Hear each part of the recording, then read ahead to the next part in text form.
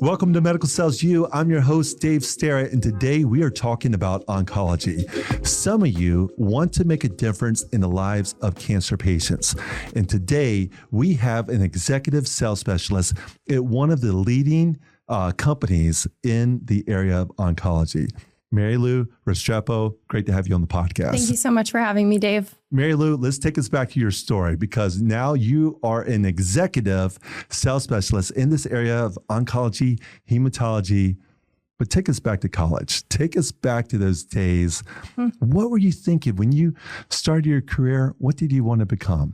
Yeah, so it's an interesting story. So I went to school originally. I went to Ashland University. I ran track and cross country. What did you run? I ran long distance. Really? Yep. So I started running at 7 years old. My mom was a state champ in track. She was? Yeah.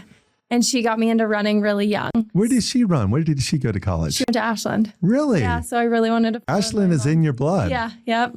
My dad went there too. So I wanted to follow in her footsteps. I ran my freshman year. Unfortunately, I had an injury. So I kind of lost my passion for running for a bit. And during my freshman year, I really started to explore what I wanted to do. I wasn't really sure. And originally I wanted to be a physical therapist. So I went for exercise science. Okay. But when I had the injury, I decided to switch into fashion merchandising. Really? So completely flipped my major. Yeah. And when I graduated from Ashland, I wanted to be in design. So I worked at Express Home Office. What was that like? It was good. I liked it a lot. I really got to exercise the creative side of my brain, and I really enjoyed it. But right after I graduated from college, my cousin was diagnosed with breast cancer, and she was a monumental figure in my life. And I felt kind of frustrated that I had left going to school for exercise science and being super passionate about health and wellness. I felt frustrated that I didn't really understand what her diagnosis was. So as you can imagine, I felt like I needed to do a little bit more reevaluating of what I wanted to do with my life long term. And I knew I didn't want to go back to school, but I really wanted to be able to help my cousin on her journey. So during kind of exploring what I could do career-wise, I knew somebody at Cardinal Health and asked her kind of what my options were. And she was like, you should work your way into oncology sales. And I didn't even know that that was a thing. So I I did a bunch of research, and long story short, I ended up taking my first medical sales job at Cardinal Health. Okay. It was an inside sales role. So I was going to be on the phone all day, every day, and that was something new to me. So that's kind of how I worked my way into medical sales. I'm sure that was a good first opportunity to break in with inside sales, but it's also the passion. Yeah. I'm curious. Tell us about your cousin. Is she's still with us, or did she go to heaven? She passed. She's in heaven. She fought for 10 years. So it was a very long journey. A 10-year battle. Yep. Wow. Yeah, she was diagnosed at 32 years old. Oh, wow. Yeah. Such a young woman. Yeah. So sad. And so I'm so sorry you lost her. It just breaks my heart. So many young, stories of young lives that are taken from us due to cancer. You developed this passion. You wanted to make a difference. And someone said oncology sells, so you go to Cardinal Health. Mm-hmm. And what was that like? I mean, I'm sure you were, you're still, you were challenged. You're with your cousin during this journey. But what was it like with that first job inside sales? Yeah, it's funny because my dad had originally told me, maybe we shouldn't go this route, because I was going from a salary job at Express. I had my career. Like, this is what I wanted to do. I wanted to be in fashion. And then I took an hourly job at Cardinal Health, didn't know anything about sales. I knew I was going to be grinding on the phone, and I took the leap of faith. And I knew that it wasn't exactly where I wanted to be long term, because it was inside sales, selling to ambulatory care centers. But I knew that I had to do something to kind of start that path into medical sales. Yes. So it was uncomfortable being on the phone all day, every day, trying to understand medical lingo, who I was selling to. But it was great for me. It was a great introduction into the industry. And I knew I was going to have to be patient with what my career path was going to end up looking like. Wow. We just had one of our members who was a basketball coach join our program, wanted to reinvent himself. He was an assistant basketball coach. He landed a job just recently with Cardinal. We had another guy land a job in inside sales with McKesson. Inside sales, I think talking on a phone is a lost and dying art. I think so many of us were used to texting and just initiating conversation. We get rejected. Like I get a phone call, I don't want to answer it. Who is this person? The person, I'm like, if I don't know the person, I'm skeptical by nature. Like, who is this person? Yeah. What did you learn? Tell us a little bit about what you learned in those days as an inside sales rep.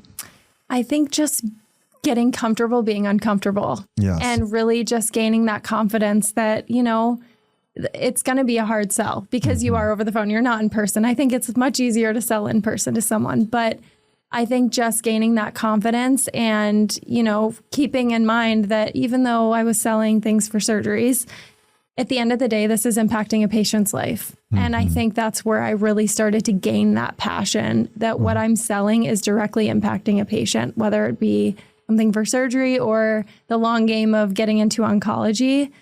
I really learned how to sell with passion in that job. I like that because our convictions, if we're really convinced of what we're selling is true and good, yeah, it helps us to become overcome those objections, right? Because in any sales, we're going to have objection, people who don't want to hear from us. Yeah. But if we really believe in the product that it's good, then it's going to help us to keep pressing forward in that. Okay, how did you break into outside sales?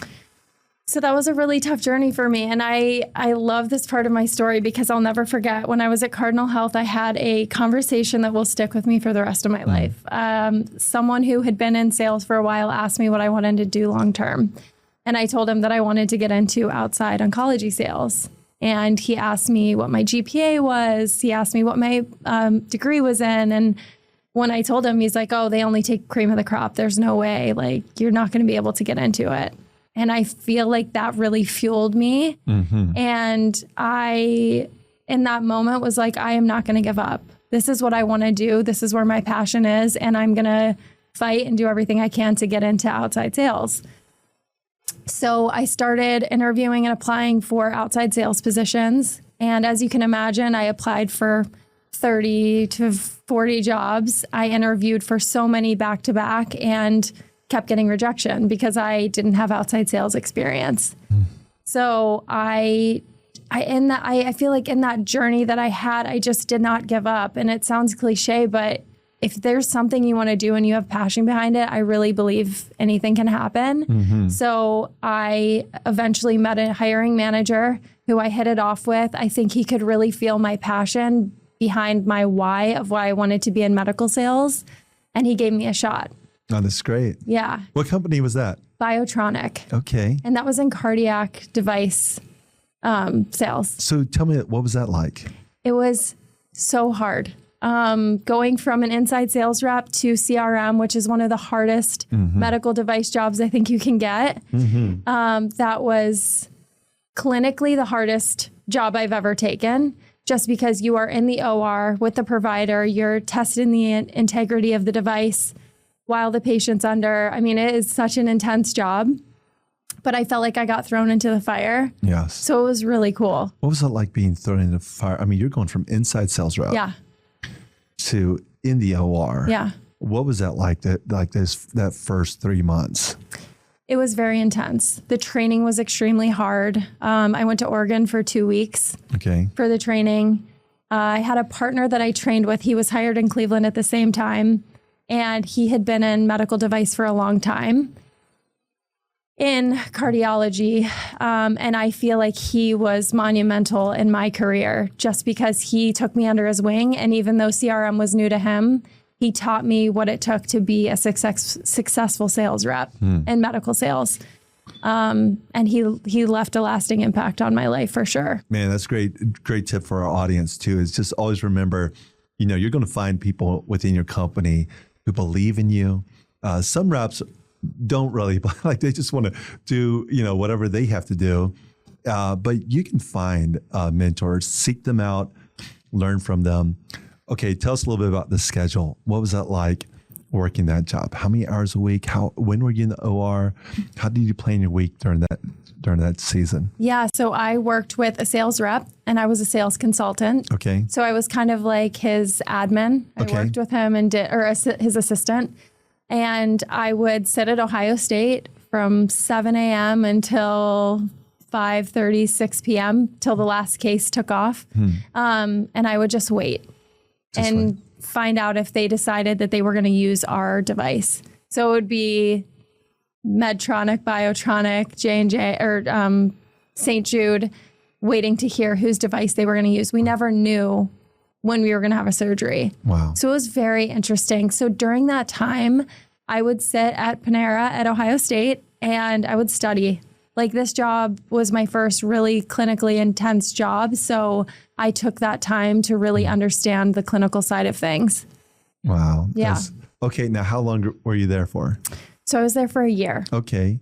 And then what was your next opportunity after that? So my next job, I went into neurology sales. Okay. Yep. So it was more of a pharma job. I went back to pharma. And who were your primary, your call points with that position? I was calling on neurologists. Okay. Yep. Some primary care, but mostly neurologists. Did you enjoy that? Yeah, I did. In that job, I feel like it was much better, much more ideal for me. The stress of being in the OR wasn't there anymore. And I really liked more of a pharma job because I was, able to sit down with my providers and actually talk through my product. And I really enjoyed that a lot more than the OR. Yes. And, with our program, there's those who listen to the podcast, and we just want to try to introduce other leaders in the industry. And it's always great when we have our guests like yourself who have both the pharma experience, but also you've been in the OR. And we're trying to help people to decide, okay, what's best for them, right? Because, so you have this experience, you feel like as a pharma rep, you can have those clinical conversations with doctors, helping them to decide what is best for that patient. Yeah. And then finally, tell us how you got your first opportunity in oncology. Yeah. So I actually was living in Chicago. Okay. And I with the neurology position, right? Yes. Okay. So I was living in Chicago, covering a huge territory. COVID hit. Okay. And I was pregnant with my daughter at the time. I knew I wanted to come back to Columbus because this is where my family is.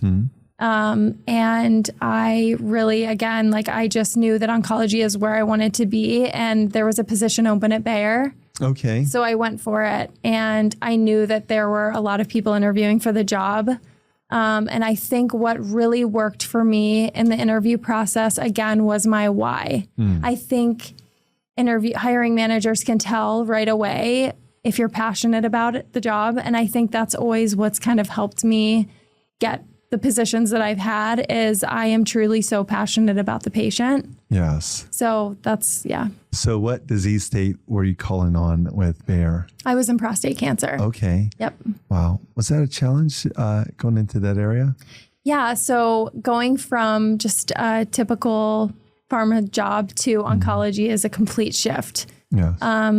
Understanding that you're going to be working with a team of people rather than just kind of being out on your own. Yes. Is so different in oncology. You're working with a whole team of people, MSL, ONE, you're working with different types of people within oncology. And for our audience, MSLs, medical science liaison, some of you have studied, you've earned your PhD, you've earned an advanced degree, maybe a PharmD. These are roles in which they can talk about clinical trials. They can talk about things off-label as well. And then in ONE, Oncology Nurse Educator. We just had one of our members, Sydney, land a job. She was an oncology nurse. She joined our program. So these are people that you're collaborating with, right? Yep. Like they're not sales positions, right? But you want them on their team because what you're doing is you're building trust with not just the doctor, the oncologist, but with the nurses, with everybody in that room. Yeah. Because when they administer that drug, they want to be confident. Okay, so you're doing this. Now, were you calling on urologists at all as well? And then oncologists? Yep. Okay. Yeah. So it was a huge clinical shift for me again, going from med device, learning CRM to neurology and then into oncology, I feel like I've always kind of thrown myself into the fire with really having to shift and learn the clinical side of things. So I knew that I would be able to do it, but it was going to take serious work to shift over to oncology. So again, I think it was just like a huge learning curve for me, but it was exciting. And I was so happy to finally be in oncology. It, it wasn't breast cancer where like the true fire is inside, but prostate cancer, it's the oncology patients, I think, that I really find the passion in. So, wow. How long were you there for? About 4 years. Okay. Yeah. And then we won't say the company, but you landed a job as an executive oncology sales specialist at one of the large pharmaceutical companies here in Columbus, Ohio. In fact, audience, I went out for this position. I was with Sanofi. I was traveling the country. I'd taken a senior national role. I thought, I want to just get back to, locally. And I interviewed, thought I had a job. Someone beat me out. I'm like, who is this woman who actually interviewed better than me? So turns out it's you. They hired you instead of me. I took a job at Johnson & Johnson after that. They hired me. But we won't go into detail, but what disease state do your products treat? I'm currently in hematology. Okay. Yep. Excellent. That's good. Now, we talked a little bit before this started, is like the game's changed. Like, there is so much that you have to plan. I know you can't go into detail, but just the organization, the day-to-day, how do you manage your schedule? What do you do to stay organized and proactive throughout your call points, your pre-call planning? And we talked a little bit about AI. Like, how do you do this to stay organized? And my question there is like, what role does AI play? So yes, AI is very helpful. I have found myself using it a lot. I am super intentional with my time. I have a 4-year-old and I really prioritize, my time for work is my time for work. My time with her is my time with her. So I have to really prioritize my time. So I think just, I cover a really big territory. So when I'm on the road, if I know who I'm going to see, I will start to brainstorm on like what I want to talk about. And honestly, I've used ChatGPT. I have no shame in that. On, this is the provider I'm going to see. This is our last conversation. Help me think through some like good probing questions or how I should gear the next conversation. It doesn't always work. It's not 100%, but I do find myself using AI more now. And that has been very helpful. And especially, I don't have to be sitting in front of my computer to do this. I can be talking to my phone. Yes. But it has helped me a lot. So I'm going to continue to use it. And I'm coming off of a very successful year. So I'd like to think that that's contributing to some of the success. That's great. Can you tell us about that success? Yeah. So again, I think I don't know if I'm allowed to say Your Circle of Excellence, President's Club.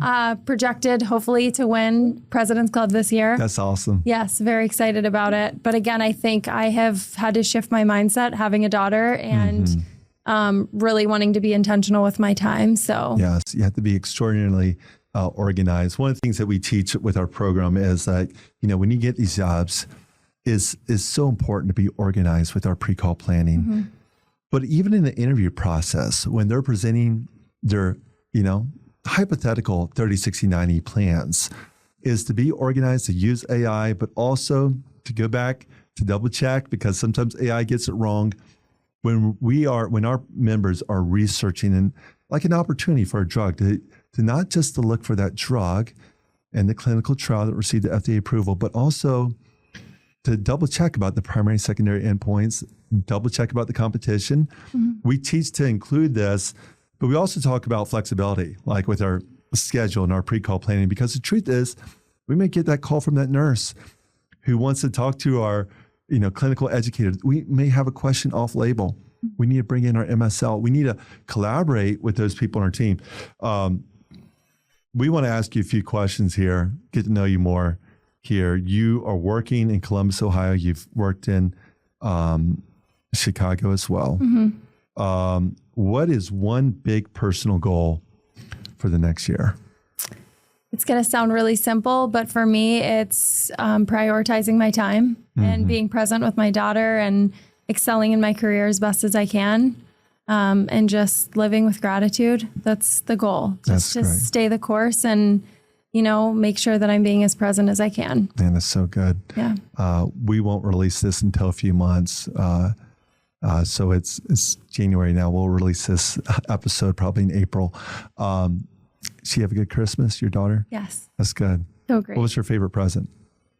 Probably something that has to do with K-pop Demon Hunters. Really? That's her thing. That's her thing. Yeah. I have a 3.5-year-old, so it's a fun age. Yes. Let's talk about things. Tell us about yourself. Favorite restaurant in Columbus? Pasqualone's in Westerville. It's a hidden gem. It's the best Italian. I'm Italian. My family's very I've not been there. Passionate about Italian food, and that is the hands down best Italian food. I've never been there. Tell me the name of it again. Pasqualone's. Wow. I've not been there. I'll have to take my wife there. Yeah. All right. Favorite vacation you've taken recently? Aruba, hands down. Favorite. Really? When did you go to Aruba? Went to Aruba last July. Yes. Yep. That's great. Yes. So first time? Fifth. Whoa. Yes. You've been a number of times. My family's big fans of Aruba. Tell us about Aruba. If we go, I've never been. Yeah. What, I took my wife there sometime. What do we need to experience in Aruba? Stay at the St. Regis. It's beautiful. Okay. The water's amazing. You get everything that you need. It's safe. The people in Aruba are amazing. It's just a really great place to go. I love it. Yeah. You spend time in the car, Yes. right? You listen to, are you more the music type or you listen to podcasts? How do you make the most of your time in the car or your phone calls? Yeah. So honestly, I'm a phone call person. Yes. I'm calling my resources. You had mentioned working with our, MSLs, O&Es. I really spend my time, if my O&Es are available, like really digging into clinical data, understanding things that I feel like I might have a gap on. I spend the time really understanding some of that stuff. So I'm on the phone a lot. I'm calling my coworkers. I'm finding out what they're doing to be successful. I love to collaborate. I feel like that's really what is helpful in being successful in this job as well. Marilu, you have been successful. You've won awards. You've continued you start out inside sales. You continue to improve. Now you're at the executive level in oncology. There's someone else listening to this podcast. Maybe they're already in the industry. Maybe they're just thinking ahead for their career. They have a story. They have somebody has been impacted by cancer. But for me, my grandfather died of lung cancer. I never really knew him that well. He was an avid smoker. My wife's mom never smoked. My wife was the youngest of five children. And when she was a little girl, her mom was a well-known interior designer here in Columbus. She died of lung cancer, never smoked. And so, for me, it was getting into that area of lung cancer I was passionate about. There's listeners who have a story. They have someone who's impacted that, and they want to get into oncology. What advice would you give that person? Don't forget your why. Stick with that passion and somebody's going to give you a chance. If it's genuine and you really have that fire inside of you, don't give up. There's going to be a hiring manager that's going to feel it and know that you will be really great in the job and that there's passion behind it. So if it takes you 10, 15 interviews, don't give up because there is a genuine passion there and somebody's going to give you a shot. Marilu, great advice. Thank you so much for joining the podcast. Thanks for having me on, Dave. If you're trying to break into medical device or pharmaceutical sales, or maybe you're ready to reinvent yourself into a new specialty like oncology, our program, MedicalSalesU, can help. I'm extremely grateful for Dave Starrett and his program, MedicalSalesU. I'm now making $60,000 more than I was as a pharmacist. I highly recommend the program. I just landed an incredible dream job. Our members come from every background: nurses, pharmacists, teachers, athletes, and they're breaking in fast, averaging $151,875 in 11 and a half weeks. Many are earning over $200K.